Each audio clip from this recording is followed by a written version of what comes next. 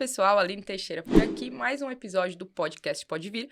Hoje eu tô com a Cláudia Carleto. A Cláudia já veio aqui nos estúdios, já participou do podcast Pode Vir, só que hoje ela vem de uma forma diferente. A Cláudia é candidata a deputada federal e ela vai contar um pouquinho, né, sobre a história dela, sobre a carreira dela dentro da política e também falar, né, tem esse tempo aqui para falar sobre as propostas. Ela é uma pessoa muito ativista nos direitos humanos, já trabalhou com isso também. Cláudia, é um prazer ter você aqui de novo, que bom que você aceitou o convite. E se apresenta aí, né, para o pessoal que está assistindo, apesar de já te conhecer, né, mas falar um pouquinho sobre você, sobre a sua história, né? E Aline, obrigada, é sempre um prazer estar aqui, aquele nosso outro bate-papo foi incrível também, tenho certeza que a gente vai falar de coisa bem bacana. Dar um salve para todo mundo que acompanha você, que acompanha o Pode Vir já há algum tempo. Bom, falando um pouquinho da minha história, eu sempre gostei de política, né? Sempre gostei, desde jovem. Eu lembro muito, esses dias ainda tive assim, uma sensação do passado virando presente, sabe? Eu fui naquela manifestação da Carta Aberta aos Brasileiros ali no Largo São Francisco e eu me vi lá naquela manifestação lá atrás, quando do movimento do impeachment do Collor. Aí me veio um déjà vu, falei, nossa, eu acho que foi ali que tudo começou. Né, eu estava no segundo grau, acho que eu estava no segundo ou no terceiro colegial. Naquela época a gente não era ensino médio ainda, a gente tá meio velha. E aquela vontadezinha de participar, sabe? De querer que o mundo fosse um lugar melhor. Naquele momento, você diz, então, quando você era adolescente, ali, você já sentiu? Poxa, eu senti, foi uma coisa muito louca. Eu acho que também um pouco que vinha naquele contexto estudantil, sabe? Da gente entender a importância de você participar da política. Uhum. Porque eu acho que de uns tempos pra cá houve um movimento contrário, das pessoas não quererem ir pra política, de achar que política é ruim, que político é do mal, ainda tem esse estigma. Não que não seja muito verdadeiro, porque a gente tem alguns políticos que não dão bom exemplo. Sim. Mas a gente tem outros políticos que dão bom exemplo. Então, a gente não pode levar parte pelo todo e não pode julgar todo mundo ruim. Bom, mas aí eu falei, eu quero fazer parte disso. E naquele momento eu lembro que eu entrei um pouquinho no movimento estudantil e em seguida eu vim para São Paulo. Com 17 anos eu mudo para São Paulo, né? Nessa época eu morava em São José dos Campos. Aí minha mãe foi morar no interior, eu não ia morar no interior, né? Eu falei, não, vou para a capital tentar a vida. E São Paulo, como uma cidade generosa que ela é, Aline, que acolhe todo mundo, eu fui uma das acolhidas aqui também. E aí eu cheguei aqui, eu me filiei no PSDB em 1994. E aí fui fazer a primeira campanha, era do Covas e do Fernando Henrique, eu lembro. E aí trabalhei nas campanhas de 94, trabalhei nas campanhas de 98, porque eu estava filiada no PSDB, você foi fazendo parte da juventude partidária. Naquela época, assim, quase contemporânea do Bruno, porque o Bruno Covas era um pouquinho mais novo ainda. E aí eu falei, bom, tudo bem, isso é bacana, mas eu tinha que, assim, organizar minha vida. Então, fui fazer faculdade, fui fazer jornalismo, trabalhava num escritório, numa assessoria de imprensa. E em 2005, eu volto, porque eu vou ser assessora de imprensa da Mara Gabrilli. A Mara era a primeira secretária da pessoa com deficiência do país, o Serra tinha acabado de criar a pasta. E eu fui para ser assessora de imprensa, que era a minha formação. Sim.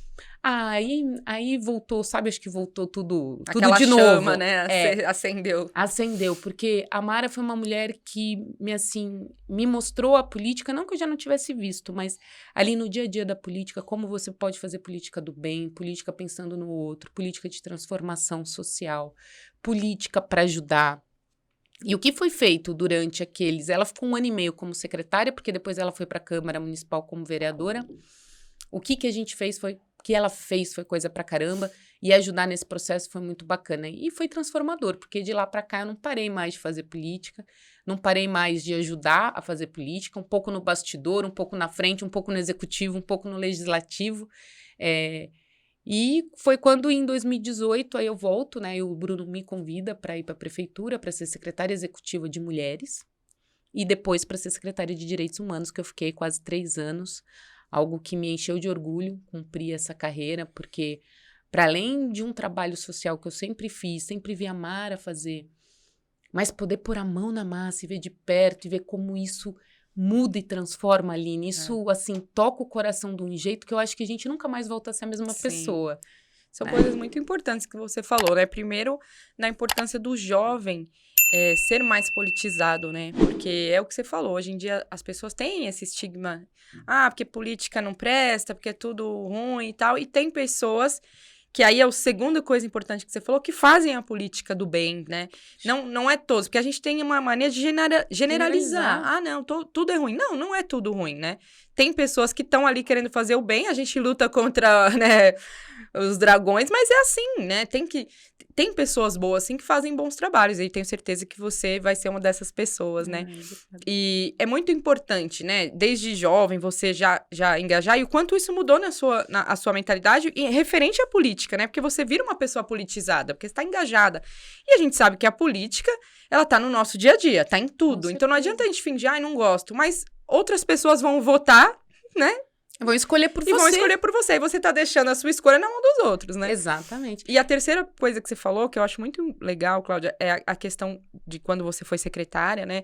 E a gente enxergar, né, o dia a dia das pessoas. E aí, podemos falar assim, até das pessoas com deficiência.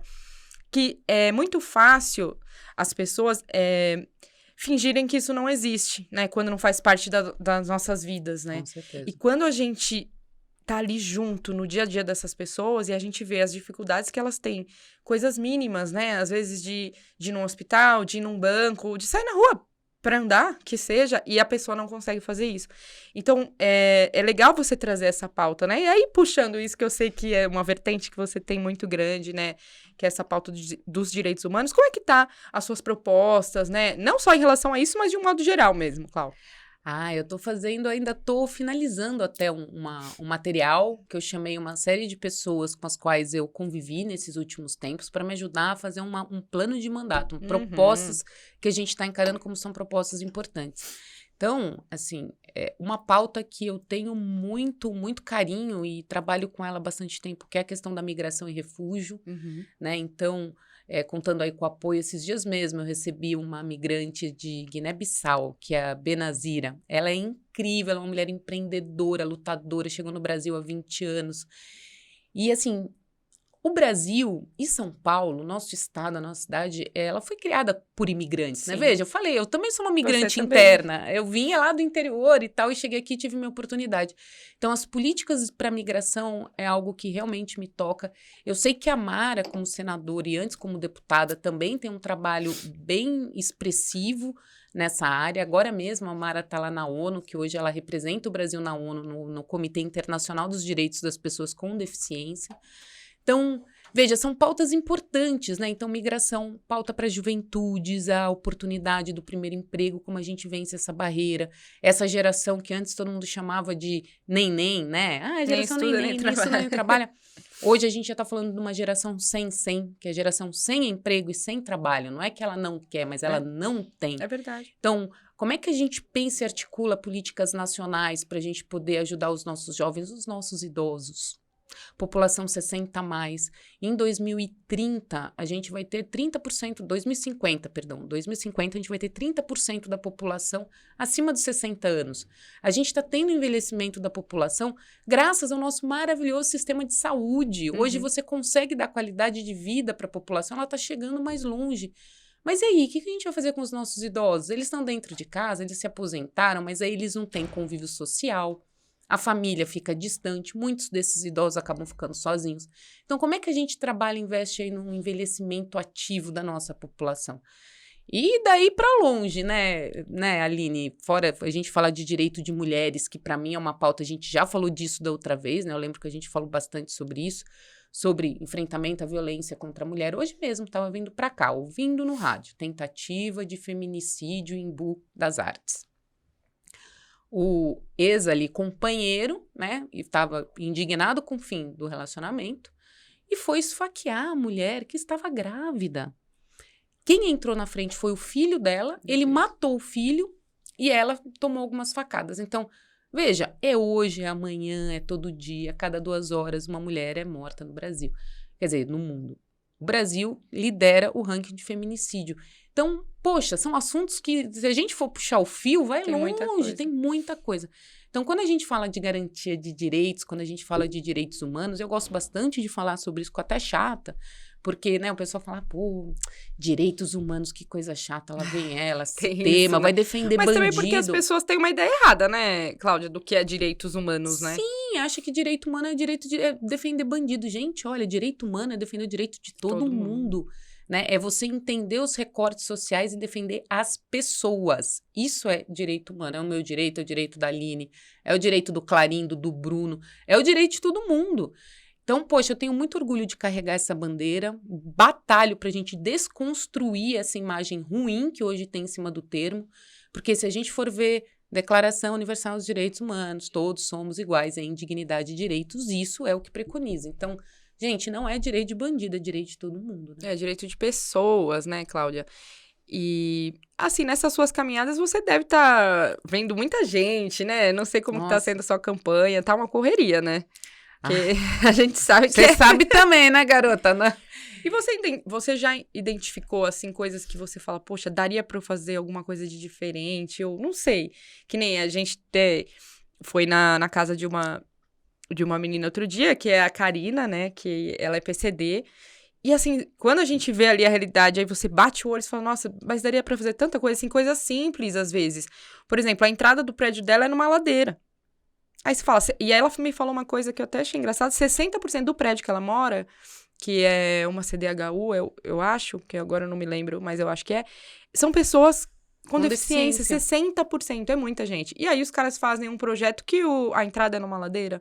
Então, você não consegue perceber essas coisas de quanta coisa errada que tem, assim? Lógico, tem muita coisa boa, a gente sabe que o governo faz muita coisa boa, mas a gente, estando lá na política, a gente conseguindo se eleger, a gente vai dar um outro olhar, né? Você não pensa isso? Eu penso muito nisso, assim, que nem eu tava falando da Benazira, que foi ontem, por acaso, né? E a gente tava conversando, chegou uma hora, nossa, me arrepiou, me deu até, sabe, tipo, meu olho encheu de lágrima, de falar, gente, é tanta coisa que a gente tem pra fazer e que pode ajudar, né? E vou dar um exemplo, por exemplo, durante a pandemia, uma das portarias do governo federal, e aí tô falando exatamente de política nacional, né? A portaria 152 do governo federal previa, assim, o fechamento das fronteiras secas do Brasil, né? Então, assim, o migrante poderia chegar no Brasil durante, ali, no auge do Covid, não que a pandemia já tenha acabado, mas ali no auge, quando não se tinha vacina e tudo mais, migrante podia chegar por avião, quer dizer, migrante rico, o Brasil aceita, mas quem vem pelas fronteiras, não. E a gente começou a ter muita migração, aí o que a gente fala são os não regularizados, né? Entrando no Brasil e com medo, porque você entra num período em que ele não poderia entrar, então ele se sente desautorizado a estar dentro do Brasil. Se sente ilegal de uma maneira, se sente, né? Exatamente, e como é que você faz para ajudar? E aí a gente fez uma correria imensa, a gente foi ver a Polícia Federal, mobilizamos o Ministério das Cidades, porque a Polícia Federal, né, que faz a regularização migratória, estava de home office. Eles estavam em home office. Como eu gosto de chamar, é home off, que chama, né? Home off. Boa, gostei do trocadilho. Eles estavam em home off. E aí começou a aumentar a fila de pedido de regularização e que era uma coisa muito específica, muito importante, porque, inclusive, os migrantes tinham direito ao Auxílio Brasil, mas, para tanto, eles precisavam do CPF. Para tirar o CPF, precisa regularizar. Posso te falar? Olha como que dá para ajudar. Sim. Olha a importância de você ter alguém que ouça. E a Benazira me falou isso. Ela falou assim, Cláudia, sabe o que para nós é importante? É ter alguém que ouça a gente. Que falta, né, Cláudia? Você não acha? Porque, assim, a gente sabe, tem muito político bom, mas, assim, tem muita gente para os poucos bons, né? Dá pra ter mais bom, Dá pra ter né? mais bom, você não acha? Porque olha o tamanho do nosso país, né? E agora a gente falando do estado de São Paulo, olha o tamanho do estado de São Paulo, né? É o estado mais rico do Brasil. E as pessoas se sentem totalmente desamparadas. Pelo menos essa é a percepção que eu tenho quando eu vou fazer visitas, né? Não só dentro da cidade de São Paulo, mas até em outras cidades. As pessoas se sentem desamparadas. E não só pessoas que têm um poder aquisitivo menor, até as pessoas de classe média, né? Falam, poxa, a gente tenta conversar, tenta falar, e ninguém ouve a gente, e nada melhora, e não sei o que. Você fala assim, caramba, né? Tem tanta coisa pra melhorar. E eu vou dizer uma coisa, ninguém precisa inventar roda, não. A gente não, né, tem aquela coisa também do povo, eu tenho uma ideia que vai salvar o mundo. Não precisa nenhuma ideia para salvar o mundo, não, Aline. A sua principal força de trabalho, em especial sendo um representante do povo, porque a gente não pode esquecer, né, que os deputados são representantes do povo, é que você escute as pessoas. Acho que é a primeira coisa, né? O básico da coisa. Claro, a demanda vem das pessoas. A gente não faz política pública. E isso eu aprendi quando eu passei na Câmara Municipal como assessora, na Assembleia Legislativa. E em lugares, assim, no parlamento, né? Que é bacana falar isso, porque o parlamento é um lugar de se parlamentar. Parlamentar é falar. Então, são locais onde você tem que fomentar audiências públicas. Assim, quantas vezes, por exemplo, a Mara estava pensando em fazer, ela estava como vereadora lá em 2007. Ela foi, inclusive, colega do meu pai como vereadora. Exatamente. Nossa, ela adora o seu pai. Sempre fala muito bem dele. Ela queria fazer, uma das propostas era fazer o programa emergencial de calçadas, né? Como você estava falando da sua amiga. Sim. Assim, o direito e o exercício da cidadania começa no ir e vir. Sim, o ir e vir começa na porta da sua casa. Se você sai da sua casa, você já não consegue acessar nem a calçada. Já não tem esse direito. Você imagina, né? A calçada atravessa a rua, vai num ponto, pega um ônibus, né? Pensa isso um cadeirante, todo esse trajeto tem que ser acessível. E a Mara começou essa discussão de fazer uma reforma grande das calçadas aqui de São Paulo. Audiência pública. Na hora que a gente chamou todo mundo, você precisa ver o que veio de ideia, Aline, porque a gente tem a sensibilidade do que falta, mas quem vai dizer o que falta de verdade? Quem vive. É quem vive. E aí veio, poxa, precisa acessibilizar para o cego, porque a cidade é hostil a quem tem uma deficiência visual. Totalmente. Precisa do piso direcional, aí a gente aprendeu que tem o piso direcional, o piso tátil direcional, o piso tátil de alerta, os diferentes tipos de piso, que precisa ter sinalização sonora para que o cego consiga atravessar a rua. Outra coisa que também veio, por exemplo, que é a questão da mobilidade para uma pessoa atravessar, né, aquele período em que o farol fica vermelho, o prazo de travessia do pedestre, o prazo de travessia do cadeirante é maior. O prazo de travessia de uma pessoa idosa é maior. Então não adianta você falar, vamos fazer tudo rápido, correndo, porque todo mundo consegue sair, acelera o passo para atravessar a rua. Não é, gente, não é para todo mundo, não é né? para todo mundo. Veio tanta ideia bacana, veio tanta coisa legal. E isso que é bacana, é você jogar. E aí precisa fazer o quê, Aline? Ouvir as pessoas. E essa é a política certa, eu vejo. Porque, poxa, lógico. Às vezes, eu chego nos lugares, Cláudia, e as pessoas já tem aquela cara, lá, vem mais uma política aqui pra fazer palestrinha, né? Palestrinha. Que tem esse termo agora, né? Palestrinha, da palestrinha. E a primeira coisa que eu falo, já pra dar uma quebrada, eu falo, gente, eu não vim aqui pra fazer palestrinha. Né, eu vou me apresentar, mas eu vim aqui para ouvir vocês. E aí a gente tá falando aqui, né, sobre as pessoas com deficiência, e a gente também pode ampliar, porque são muitas questões da cidade, né? Então, por exemplo, você vai lá visitar a região do extremo leste, você vai ali para São Miguel.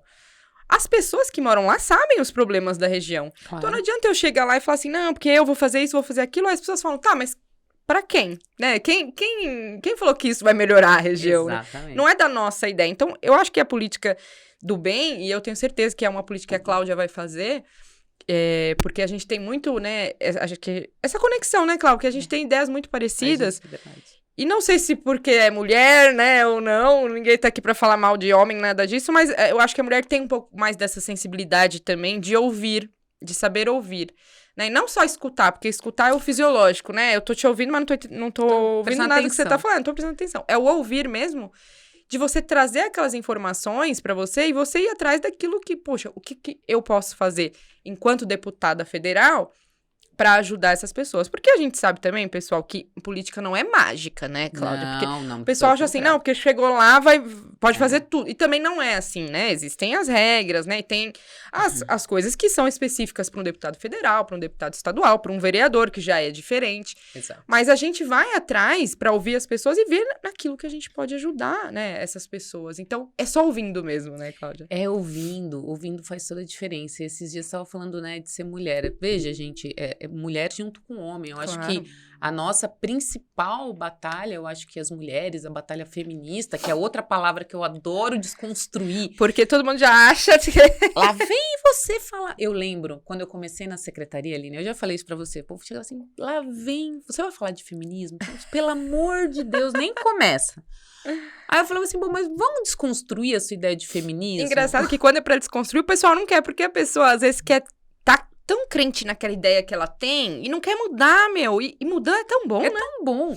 Fala assim, pô, gente, vamos pensar assim. E o que é pior, tem muita mulher, né? Que não é só homem. Não é só homem, não. Eu já vi muita mulher machista também. Mais machista que muitos homens. Sim. Então, assim, é pra desconstruir cultural, né, Cláudia? o machismo e desconstruir a ideia farsa desse feminismo, que é aquele feminismo que a mulher queima o sutiã na praça. Tudo bem. E, aliás, dizem que essa história nem é verdadeira, né? Ah, é? É que lá em Nova York, que quando vem essa famosa ideia de que se queimaram sutiãs na praça em defesa dos direitos das mulheres, tal, porque, se eu não me engano, acho que foram quase 100 mulheres que foram mortas dentro de uma fábrica e tal. Disseram, né, diz a lenda que elas não queimaram sutiãs, mas é que elas jogaram pertences femininos. Entendi. Então foram batons, foram espelhos. Bom, mas enfim, gente, o feminismo... Mas é um ato revolucionário que naquele momento talvez serviu para que... Serviu e foi importante. Para que tivesse mudanças. Porque eu sempre falo isso para as pessoas. Para que as coisas mudem, a princípio precisa sim ter um pouco mais de... Ousadia. Porque senão não muda. Se a gente só vai ali no meio termo, não vai mudar. Então, a princípio precisa ter. Isso faz parte de qualquer movimento, eu acho. Eu acredito nisso, né?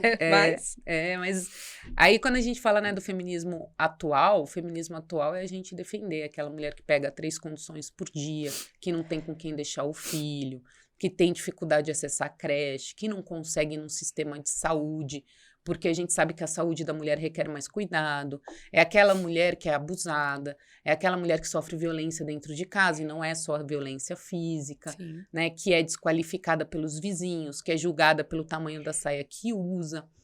Então, se ser feminista, né, é isso aí, a gente então, a gente é mesmo. Com muito orgulho. Não, tem muito disso na internet que o pessoal fala, né, se não tivesse, né, os movimentos feministas, a gente não estaria aqui hoje conversando, sendo 2 candidatas a um cargo político. Gente, isso aqui é histórico, tá, galera? Isso aqui é verdade. Importantíssimo, é histórico. Porque a gente, se não tivesse movimentos para fortalecer a mulher, a gente não estaria aqui. Não, com certeza. Eu estava lendo um livro outro dia, não sei se você conhece a Regina Navarro, ela é uma sexóloga. Uhum. Eu adoro ela, nossa, ela tem um pensamento super desconstruído, né? Até tem pessoas que se chocam, mas é um pensamento super desconstruído.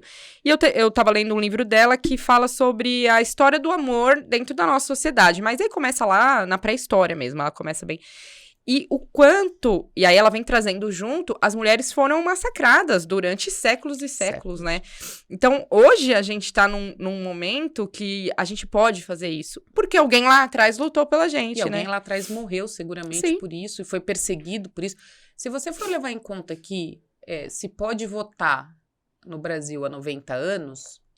Meu, mulher pode votar não faz nenhum século, gente. Pois é, a minha, sei lá, bisavó não votou. Né? Não podia votar. Agora, né? É ontem praticamente. E assim, primeiro era votar e depois ser votada, porque ser votada aí também foi uma outra batalha. Quantas mulheres nós tivemos como representantes eleitas nos parlamentos? Eu tava vendo hoje, recebi lá a newsletter da Folha, dizendo que agora nessa eleição há um recorde de mulheres, quase 35%. Quer dizer, é um recorde... Vamos lá, vamos desconstruir pensamento. Sim. É um recorde de inscrição de candidaturas femininas, 35%. Poxa, 50-50. Nós somos 52% da população brasileira é feminina. Estamos longe, né, Aline? Ainda tá bem longe. Mas é isso, é um caminho, né, Cláudia? Eu acho que justamente a gente tá aqui e eu sempre falo para as pessoas, você entrar para concorrer, né, uma candidatura já é um ato de coragem na sociedade em que a gente vive. Então a gente tem que valorizar as mulheres que estão se candidatando, até por isso, porque é um ato de coragem, sim, de você se expor, e a gente sabe que a exposição das mulheres é diferente, querendo ou não, porque sexualizam a imagem. Outro dia eu tirei uma foto, aí o cara falou assim pra mim, olha, não é machista nada, coitado. Ele falou assim, eu vou dar um jeito aqui, porque tá muito decote e é capaz de sexualizar a sua imagem. Aí eu fiquei tipo, sabe? A gente fala, como assim? Meu Deus, sabe? Tipo, é um assunto super sério. Por que alguém vai fazer isso? E fazem, né? Então, a gente se expõe, né, Cláudia? É uma exposição. E parabéns pela coragem, né, de você tá... Parabéns, Aline, pela coragem. Que não é fácil, A gente estava conversando antes aqui, eu e a Cláudia, quanto a gente cansa e é uma correria e a gente tem que lidar com coisas que não são tão fáceis, mas acho que o objetivo é um objetivo bom. A gente tá com um foco muito positivo, um foco bom, e eu tenho certeza que vai dar certo. Ai, olha, que os anjinhos te ouçam. E que vocês nos ouçam também, votem na gente, os anjinhos que estão aí ouvindo também. Cláudia, Aline, votem em nós. Queria até, Cláudia, estamos chegando aqui no final, para você falar suas considerações finais aí pros seus eleitores, né, falar seu número, e pedir aí pro pessoal votar. E você, enfim, a palavra é toda sua. Obrigada, Aline. Eu acho que, assim, para além de uma mensagem de pedir o voto, eu gosto sempre de trazer uma consciência cidadã também. Eu acho que o que a gente falou aqui hoje são pontos muito importantes. A gente tem que ter essa consciência do voto, a gente tem que entender a importância do voto. Nas últimas eleições, há 4 anos atrás, não há 2 anos atrás, há 4 anos atrás, a gente viu um movimento muito devastador na política. Muita gente que não era da política, que não conhecia política, que não sabia fazer política, e política nesse lugar que a Aline falou aqui, né? Que é você ter a participação. E eu gosto muito também de falar uma coisa, só até, tipo, isso é momento palestrinha. Que, poxa, política vem da raiz grega de polis, e polis é cidade. Então, ser um ser político, todos nós somos, porque todos nós moramos em polis. Então, vamos desconstruir, nós somos sim políticos. A gente precisa agora ter a consciência política e votar com sabedoria. Porque isso é o que vai definir o rumo do nosso estado, o rumo do nosso país, o rumo das nossas cidades. Então, olha, eu sou uma pessoa que defendo, para além de defender os direitos humanos, como eu já falei aqui, eu gosto, convivo e amo as pessoas. Eu acho que ter esse olhar para o nosso semelhante de amor, de inclusão e de respeito é o que é fundamental, é o que faz essa diferença quando você faz qualquer coisa na vida. Mas quando você se dispõe a concorrer a um cargo público, no qual a sua principal função é servir, eu acho que isso faz toda a diferença. Então, gente, dê uma olhadinha lá nas minhas redes sociais. Meu Instagram é @CláudiaCarleto, Facebook é @CarletoCláudia, Carleto com 2 T's. Dá uma xeretada, assistam meus vídeos, leiam minhas propostas, conheçam um pouquinho mais de mim. Se vocês gostarem, você pode ter certeza que vai ser um voto bem qualificado, tá? 45-17, gente. É isso aí. Então, gente, não esqueçam de entrar aí nas redes sociais da Cláudia. Tenho certeza que vocês vão se surpreender. É muito bom, eu sigo a Cláudia no Instagram. Ela tem ideias maravilhosas. E muito do que ela falou é isso aí. É você ter essa empatia de você amar o outro, né? Se colocar no lugar do outro. E acho que só assim que a gente vai conseguir chegar num lugar melhor pra gente viver. Que eu acho que a Cláudia, assim como eu, tem esse desejo de viver num lugar melhor, né? Então, é isso daí, pessoal. Obrigada e até o próximo episódio. Beijo!